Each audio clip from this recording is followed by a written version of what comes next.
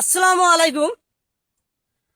আমাদের চর অঞ্চলগুলা আসলে এখানে কোন শহরের লোক, কোন ভদ্রলোক এখানে আসে না। যে একবার আসে সে দ্বিতীয়বার সারা জীবন মনে থাকে ইতিহাস করে।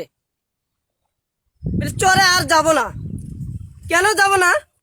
ভাঙাচুরা রাস্তা আর পানি কাদা মাটি, এর জন্য শহরের লোক চরে একবার আসলে দ্বিতীয়বার আসতে চায় না। দেখেন কি অবস্থা, বেহাল অবস্থা পড়ে আছে। আমি জানি না বাংলাদেশের কতগুলো চর অঞ্চল এরকম বেহাল বেহাল রাস্তা এরকম আছে। আসসালামু আলাইকুম। ওয়ালাইকুম আসসালাম। একটু জোরে বলবেন। আসসালামু আলাইকুম। ওয়ালাইকুম আসসালাম। আপনি কোথায় যাচ্ছেন? আমি ভাই বাজার যাচ্ছি। বাজার এখান থেকে কত দূর? Half kilo. তা এখানে কোনো রাস্তা আছে? রাস্তা ভাই এরকমই, মানে রাস্তা কোনো জায়গায় আছে কোনো জায়গায় নাই। যে জায়গায় ছিল সে জায়গায় ভাঙ্গা গেছে। এখন মনে করেন যে বর্ষার সময়, বৃষ্টির সময়, এই সময় মনে করেন যে একটুর মধ্যেই পানি বেজে যায়। রাস্তা ভাই আমাদের এলাকায় নাই। চর অঞ্চলের ভেতরে রাস্তা এরকমই।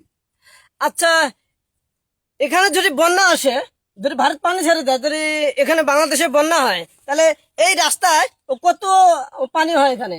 এখানে মনে করেন যে নৌকা যায়, শ্যালো নৌকা যায় এবং লঞ্চ যাওয়ার মতো পানি হয়। বাড়ি ঘরে সব পানি উঠে যায়। জেলা বাড়ি উঁচু করছে, সেই বাড়িতে পানি অত ওঠে না। কিন্তু জেলা বাড়িতে মাটি কাটার ব্যবস্থা নাই। জেলা বাড়ির মানুষজন সব ওই স্কুল মাঠে, অথচ জেলা উঁচু বাড়ি সেই বাড়িতে যায় আশ্রয় নেয়। আচ্ছা, এখানে যদি আমাদের বাংলাদেশের নতুন সরকার যদি এখানে যেখানে ব্রিজ লাগে ব্রিজ দিবে, যেখানে রাস্তায় মাটি কাটানো হয়, তাহলে কেমন হবে?